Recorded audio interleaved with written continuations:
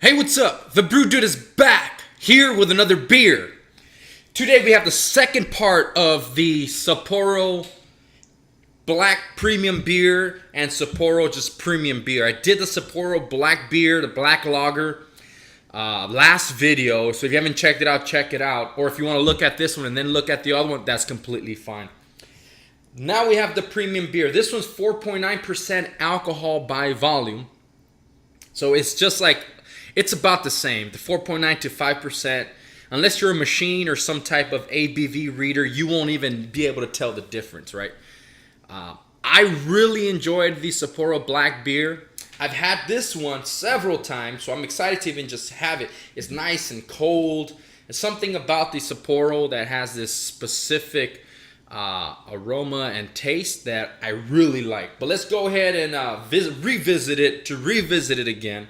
But because I just did the black, I kind of want to keep them very close just to see some differences. Since the black beer, it's still in my mind. So once again, I did mention that I am moving. So a lot of you're going to see that. I mean, I'm missing my TV. My TV's on the ground right now, actually, because I still have it here during the move. But my stand, everything is gone. And you probably notice a deep echo, or some kind of echo, and that's because it's pretty empty in here. But bear with me. Like I said, I will try to continue making videos as much as I can. I don't know where I'm gonna make them yet, but I mean, I can just make them just at the local park, right? Nah, you can't drink at the local park, at least not in Los Angeles. It smells amazing. If you've never had or smelled a nice skunky, musty lager. And I say those in the most amazing ways. There's something about a nice lager, and even the Japanese and Mexican style lagers, just different lagers that have this strong aroma, and it's really, really good. Sets it apart. Unlike the dark beer, if you notice, this one had a more of a head. You see that? Maybe it was my pour. Probably. But I feel like the black one, the head dissipated a little bit. But hey, it might be just the pour. It's very clear, so it's obviously super filtered. Unlike the other one, which was very dark, opaque. Let's go for it.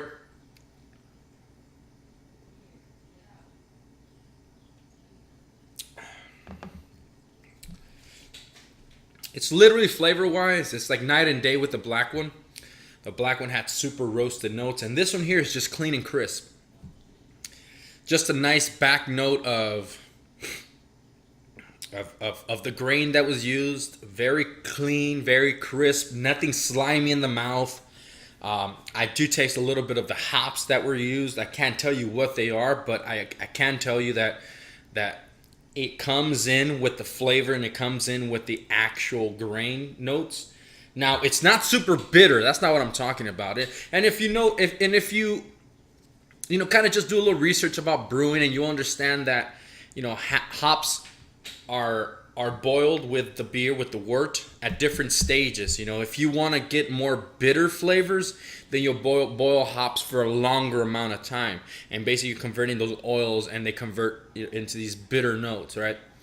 Then if you want more flavor and aroma, you start doing less boil, less boil, less boil. So up to the point where it's like you don't boil them at all. Sometimes people just dry hop them. And dry hopping means when the beer is already, usually as it's fermenting out, or it's fermented out, right? You just fermented it out. They add hops to the beer, to the fermented out beer, and let it sit in there. That way you get all these aromas and flavors, and without the excessive bitterness that would come in from boiling all these hops. And this doesn't have that specifically, because it's not. It seems like minute amount of hops were used, and if they were used for aroma and taste rather than just a direct bitterness. It's amazing. I mean, it's really, really good.